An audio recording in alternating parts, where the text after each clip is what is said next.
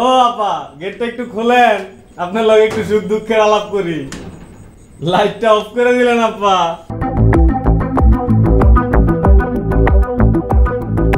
রাজীব ভাই, ও রাজীব ভাই, হ্যাঁ রাজীব ভাই, আপনি তো বাসায় নাই। আপা, ও আপা, গেটটা একটু খোলেন, আপনার লগে একটু সুখ দুঃখের আলাপ করি। লাইটটা অফ করে দিলেন আপা।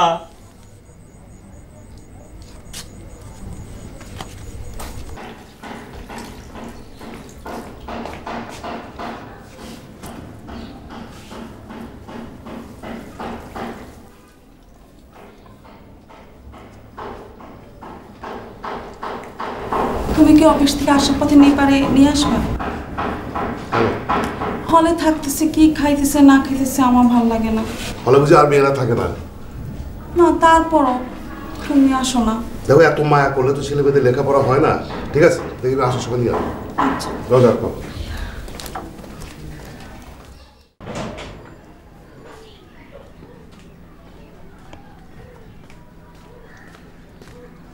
আপা, আপা, আপা,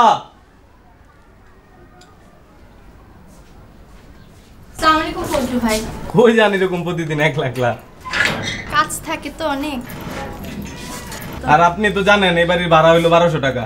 রাজীব ভাই তো আমার 1000 টাকা দিয়ে গেছে, 200 টাকা আমি পাইনি। 200 টাকার সাথে আবার যোগ হবে আপনার গ্যাসের বিলে 50 টাকা।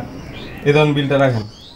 আর তালাও তো আপনারা নতুন কিনলেন না, 2-1 দিনের ভিতর তালাটা কিনে আমার তালাটা ফেরত দেন। হ্যাঁ, কিনে ফেলবো। হ্যাঁ রাফা, রাজীব ভাইরে কি আপনি ছেড়ে দিচ্ছেন নাকি? না, আসলে ওর বাবার সাথে একটু ঝামেলা হয়েছে তো, চলে আসবে, একটু লাগাই। আপনার একা থাকতে কষ্ট হয় না আপা? না, কষ্ট কিসের। আসি। হ্যাঁ ফজলু ভাই, আসসালামু আলাইকুম। আর একা থাকতে কোনো সমস্যা হইলে আমারে আওয়াজ দিয়েন, আমি তো আপনার পাশের ঘরেই থাকি, চলে আসবো। আমারে ভুলেন না আপা।